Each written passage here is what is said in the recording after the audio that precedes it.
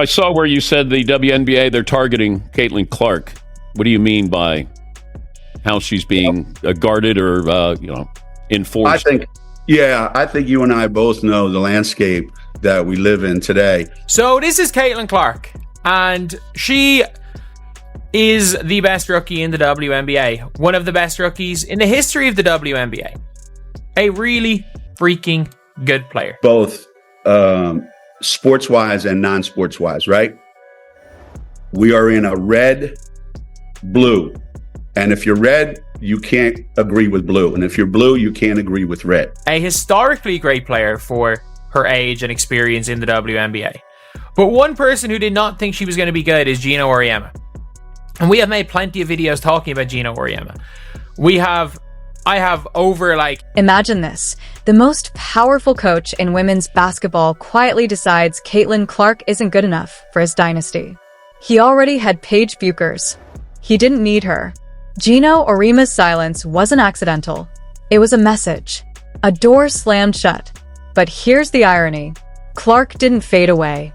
She went to Iowa and built her own empire, packing arenas, dominating highlight reels, and generating millions for the sport. So, how did the player he once overlooked end up costing him serious money? Let's break it down. Before we continue, a quick favor. If you're enjoying this content, hit like and subscribe. Over 98% of viewers watch without subscribing. It's free for you, but it helps us more than you know. Did you click it? Perfect. Thank you. Now back to the story. What happens when the most influential voice in women's basketball decides you don't belong? That's exactly what Caitlin Clark experienced when Geno Auriemma never even recruited her. With Paige Bueckers locked in, Clark wasn't worth adjusting the roster for.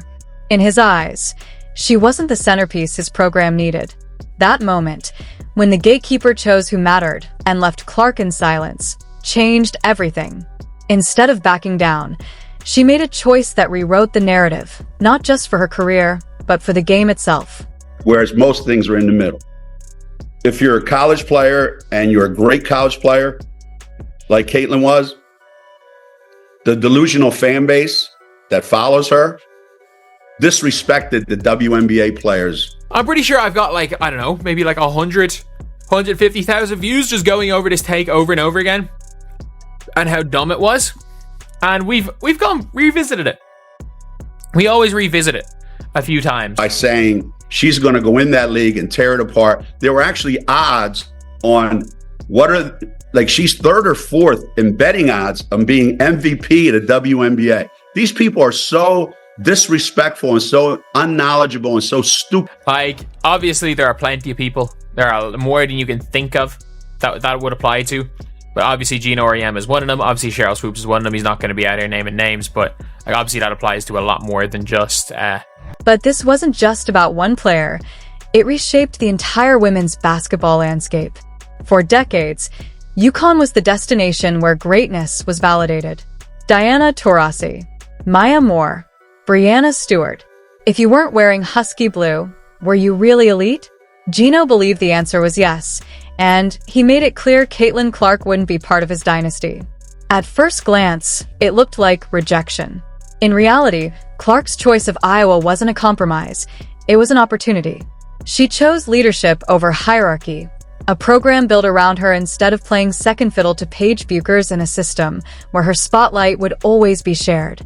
That decision sparked one of the most dramatic player-driven shifts the sport has ever seen.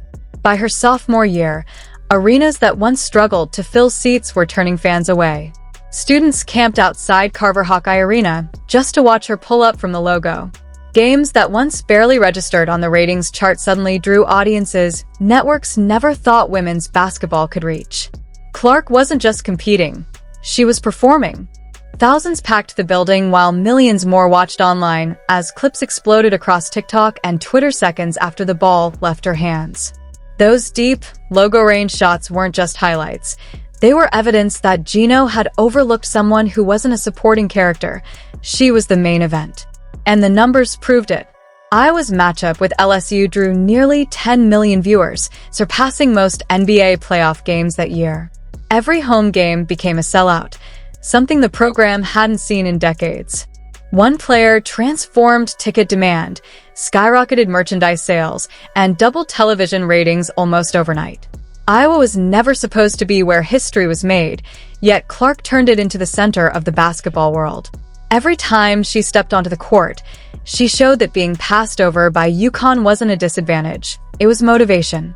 As for Geno, he downplayed it all, brushing off her achievements with casual, dismissive comments, at least publicly. That it gives women's basketball a bad name. Okay, so the kid was set up for failure right from the beginning. So if you're a WNBA player, and believe me, I've coached the best, and I've pissed them off a lot, and they let me know about it. And the funniest part about this is, this was directly after Caitlin Clark dropped 30. Like, Caitlin Clark literally dropped 30 points versus the Washington Mystics the night before this. But they were tremendously disrespected. And none of them are going to say it. But human nature is, okay, this kid's coming into the league. And Diana said it best. This kid's in for a rude awakening. And they all jumped over her, but they didn't read the whole thing that she said. She had just dropped, I repeat, she had just had her second 30-point game. Like, Caitlin Clark since then has had one 30-point game. She has had one 30-point game since then. At this stage of the Geno Auriemma interview, she had He would shake his head at the suggestion that she was dominating anything at all. At one point, he dismissed her game by comparing it to a kid shooting in a driveway, reducing her range and creativity to gimmicks instead of greatness. He repeated the sentiment in interviews, sometimes not even naming Clark directly, just scoffing at the hype surrounding her.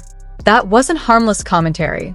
It was the old guard pushing back, trying to reclaim control and remind everyone that he alone defined what real greatness looked like. But the more he spoke, the more support Clark gained. His words began to work against him, turning off even casual fans. On certain platforms, he even took shots at her supporters, implying they were foolish or disrespectful for elevating her too soon. Instead of planting doubt, it only strengthened her movement. The story started to change. This wasn't just a rising star making headlines. It was a generational talent exposing how the system had failed by overlooking her. And while he kept talking, Clark kept delivering. Without responding once, she answered everything on the court, dropping 41-point performances and recording triple-doubles under the brightest lights. But nobody's printing. You know, Diana Taurasi was right. This kid's on the wrong team. She's got the wrong skill set to handle the physicality of that league. And she's a rookie. And if you're a WNBA player, if you're any kind of player. Exactly it. Is that every single person thought the 2020 ESPN recruiting class was historic. The 2020 ESPN 100. You're going to say, I'm going to make a statement. Targeted by society, targeted by her looks, targeted by her reputation, targeted by the disrespect that they've shown to the WNBA. There's a huge target on this kid's back. I thought Cameron Brink said something really smart. Was seen as a historic class for its time. Like, you don't realize how hyped Paige Bueckers was. And you don't realize, like, look, if you want to say, oh, Caitlin Clark was always better. No, she wasn't. Caitlin Clark was not. He scoffed at the idea that she was truly dominating anything. At one point, he compared her game to a kid shooting alone in a driveway, brushing off her deep shots as nothing more than flashy tricks. He reinforced that stance in interviews, sometimes without even naming Clark, simply rolling his eyes at the hype surrounding her. This wasn't harmless commentary. It was the old establishment pushing back, trying to reassert its authority and remind everyone who supposedly decides greatness. But every remark had the opposite effect. The more he spoke, the louder Clark's support became. His comments began turning people away, even casual fans. On some platforms, he went as far as criticizing her supporters, implying they were foolish or disrespectful for elevating her so quickly. Instead of creating doubt, it gave her following even more energy. The storyline shifted. This wasn't just a promising player getting attention.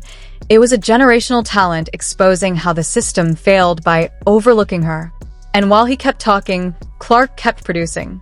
Without responding once, she let her game do the talking, delivering 41-point performances and triple-doubles on the biggest stages.